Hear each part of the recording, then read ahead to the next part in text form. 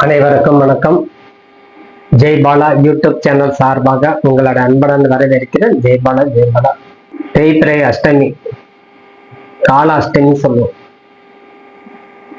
முதல்ல நம்ம பைரவரை மனதார வேண்டிக்கணும். தீஷ்டத்தம் சிற்றாய வித்முகி கஷேத்திர பாலகாய தின்மி தன்னோ பைரவ பிரஜோதயாதுங்கிற மந்திரம், பைரவருடைய மந்திரம் சொல்லி விஸ்வாச ஆண்டு பங்குனி மாதம் 27ஆம் தேதி 10/4/2026 வெள்ளிக்கிழமை, அஷ்டமி தேதி இரவு 8:50.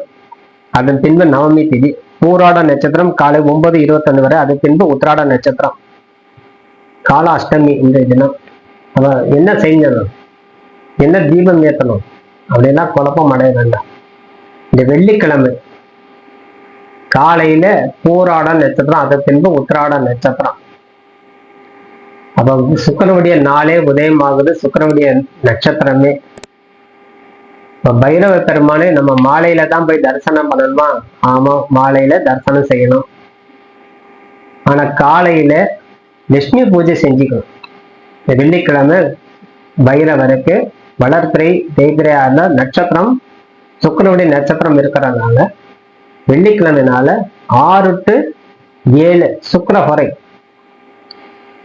அப்ப சுக்கிர ஹோரையில நம்ம பண்ணணும். அடுத்து வரக்கூடியது புதன் ஹோரை. அடுத்து அதாவது 7 to 8 புதன் ஹோரை, 8 to 9 சந்திர ஹோரை வரும். ஆகவே இந்த 3 ஹோரை நம்மளுக்கு சுபம். ஆனா இருப்பினும் 6 to 7 சுக்கிர ஹோரையில 5 முக குத்து விளக்கு ஏற்றி மகாலட்சுமியுடைய அஷ்டோத்திரம் போற்றி பாட்டு என்ன தெரிஞ்சோ அதை பாடி பாராயணம் செய்து பால் பாயாசமோ கேசரி சக்கரை பொங்கல் போன்றவற்றை இனிப்பு நெய்வேத்தியம், நம்ம எதுவுமே இல்லையா ஒரு லட்டு வாங்கி நெய்வேத்தியம் பண்ணலாம். கடையில இருந்து லட்டு வாங்கி வச்சுட்டு வெறும் லட்டு போதும், கலப்படமே வேண்டாம். ஒரே பொருள், இனிப்புனா ஒரு பொருளாகவே இருக்கணும், ஒரே மாதிரியா இருக்கும். லட்டுனா லட்டு, மைசூர் பாக்குனா மைசூர் பாக்கு, ஜாங்கிரன்னா ஜாங்கிர், அந்த மாதிரி எதுன்னு ஒரு பொருள் வைத்து இனிப்பு நெய்வேத்தியம் செய்து குங்குமப்பூ, டைமண்ட் கல்கண்டு அல்லது பணம் கல்கண்டு போட்டு பால் நெய்வேத்தியம் கொடுக்கணும் அம்பாளுக்கு. செஞ்சு அஷ்டோத்தரம் சகஸ்நாம அர்ச்சனை செஞ்சு பூஜை செஞ்சுட்டு வரும்போது செல்வம் அதிகரிக்கும். பணப்பழக்கம் நம்மளுக்கு வீட்டை கொஞ்சம் நடமாட ஆரம்பிக்கும். தரித்திரம் விலகும். நம்மளால என்ன செய்தாலும் நம்மளுக்கு வறியவனாவே இருக்கணும், எளியவனாவே இருக்கணும், வறியவனா ஆகணும். என்ன செய்யறது? வலியவனா இல்லை, எளியவனா இருக்க. அப்ப அந்த தன்மை நாளடைவில் அந்த இறைவன் அந்த அம்பாள் நம்மளுக்கு கொடுப்போம். அப்ப இந்த கர்மான்னு சொல்லுவோம் நம்ம பேசிக்கலா. கர்மானா நமது தோஷத்துல இருந்து நம்ம விடுபட்டு வரக்கூடிய தன்மை அந்த லட்சுமி தேவி நம்மளுக்கு கொடுக்குறோம். நம்ம ஏதேனும் ஒரு காலத்துல, ஏதேனும் ஒரு ஜென்மத்தில, ஏதேனும் ஒரு முன்னோர்கள் வழியில ஒரு பாவம் நம்ம நடந்திருக்கும், ஒரு தவறு. அதனாலதான் நம்மகிட்ட இருக்கக்கூடிய செல்வம் சேராமல் இருக்கும். ஆகவே இந்த செல்வத்தை சேர்த்து கொள்ள லட்சுமி தேவியை இந்த லட்சுமி தேவியை அஷ்டமி அன்னைக்கு மனதார வேண்டிட்டோம். அப்ப அதுவும் கால அஷ்டமி.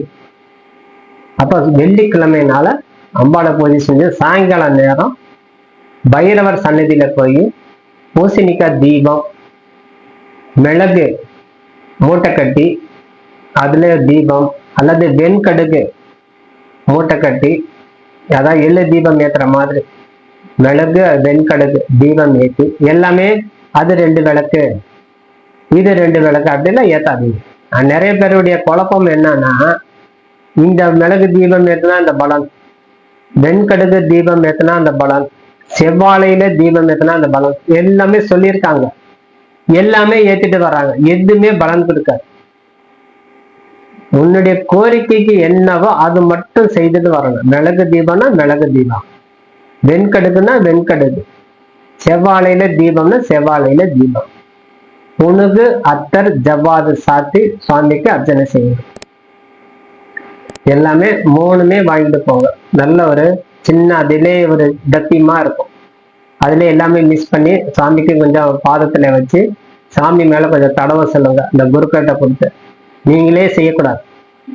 இந்த ஐயர் வந்து பூஜை பண்றாரு, இல்ல பூசாரி பூஜை பண்றாருன்னா அவங்க கையில கொடுத்து சாமிக்கு வந்து படைச்சு கொடுங்க அப்படியே சாமிக்கு கொஞ்சம் மேலே தடவிட்டு அதை வாங்கிட்டு வந்து நம்ம அதை வச்சுக்கணும். நல்ல வசீகர தன்மை கொடுக்கும், லட்சுமிகரம் உண்டாகும், தோஷம் விலகும், சத்ரு பாத்தை நிவர்த்தி ஆகும். நம்ம யார் யார் எதிரியா நினைச்சிருக்காங்களோ அத்தனை பேரோட நம்ம வந்து சரணடையக்கூடிய தன்மை நாளடைவுல கொடுத்துரும். உனக்கு அத்தர் ஜவாது எல்லாமே 3 மிஸ் பண்ணிட்டு ஒரு மை மாதிரி ஆக்கிக்கணும். லேசா நெத்தில இட்டுட்டு நம்ம வெளியில போகும்போது அந்த பைரவர் நமக்கு வந்து துணை பெறுவார். அவர் வாசனை திரவித்தால் அலங்காரிக்கணும், நல்ல மாலையெல்லாம் சாத்தி அர்ச்சனை செஞ்சுட்டு வரணும். ஆகவே இந்த காலத்துல நம்ம செய்யக்கூடிய பரிகாரங்கள் பூஜை என்ன தாண்டி போறோம், அந்த ஆலயத்துல போய் கேட்கணும். ஒவ்வொரு ஆலயத்துல ஒவ்வொரு விதம், எல்லாமே ஒரே விதம் கிடையாது. அப்ப பூசணிக்கலை தீபம் ஏற்றினா போதுமா? பூசணிக்கலை மட்டும் தீபம் ஏற்றுங்க போதும். துணை விளக்குக்கு 2 விளக்கு எக்ஸ்ட்ரா கூட ஏற்றி வச்சுக்கலாம். அங்கே போய் பூசணிக்காய் தீபம், வெண்கடுக்கு தீபம், வால்மிளகு தீபம் எல்லாமே ஏற்றக்கூடாது.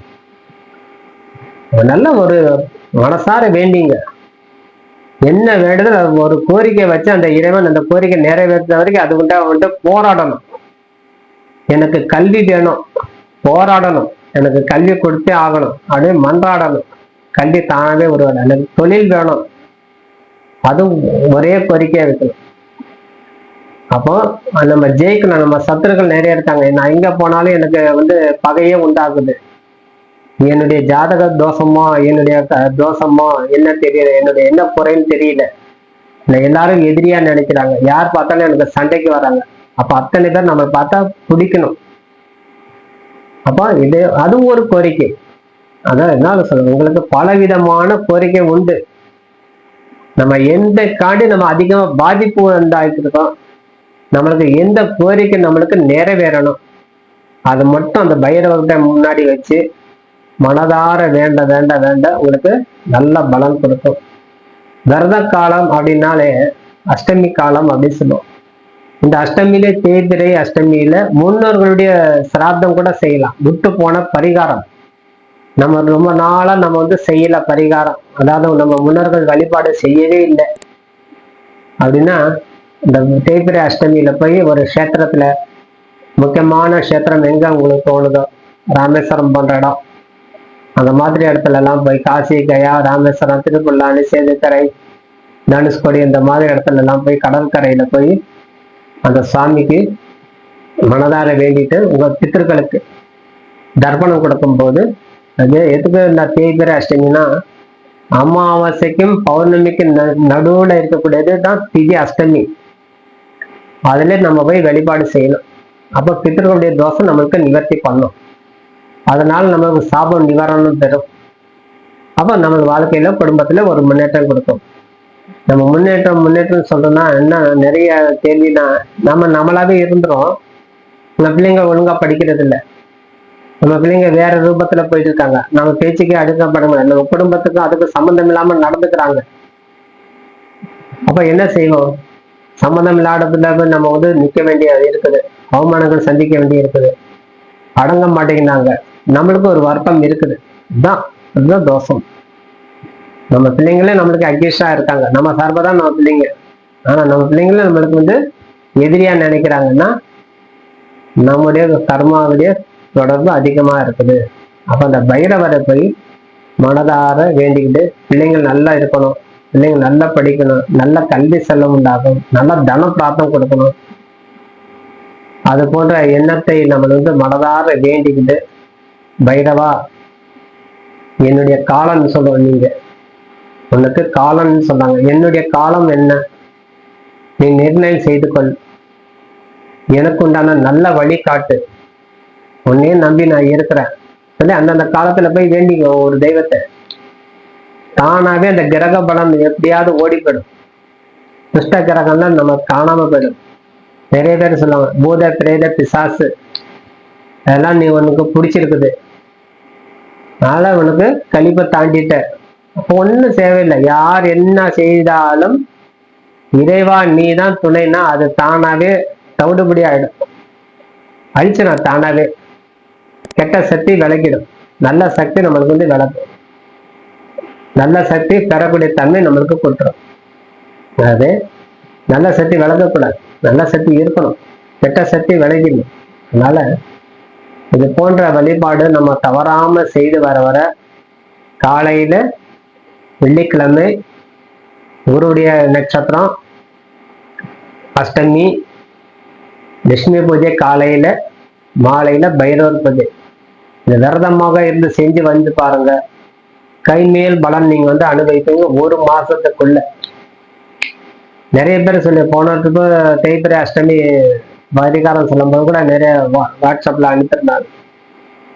சொன்னமா பரிகாரம் செஞ்சோம், பரவாயில்ல, 10 நாள் கழிச்சு ரிசல்ட் தெரிஞ்சுது.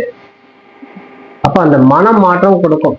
நம்ம ஒவ்வொரு விசேஷத்துக்கு தனித்தனியா சொல்ல, அந்த கிழமை, அந்த திதி, நட்சத்திரம், அந்த யோகம், அந்த கரணம் எல்லாம் கூடி வரும்போது அந்த தெய்வத்தை உண்டான சுபாவம் என்னவா வந்து நிற்கும் எல்லாம் எடுத்து உங்களுக்கு சொல்லிட்டு இருக்கிறோம். அதனால இந்த தினம் காலாஷ்டமி வெள்ளிக்கிழமை பைரவரை மனதார வேண்டிக்கிட்டு நல்ல விதமாக வாழும் சொல்லி விடைபெறுகிறேன். நன்றி, வணக்கம். வாழ்க.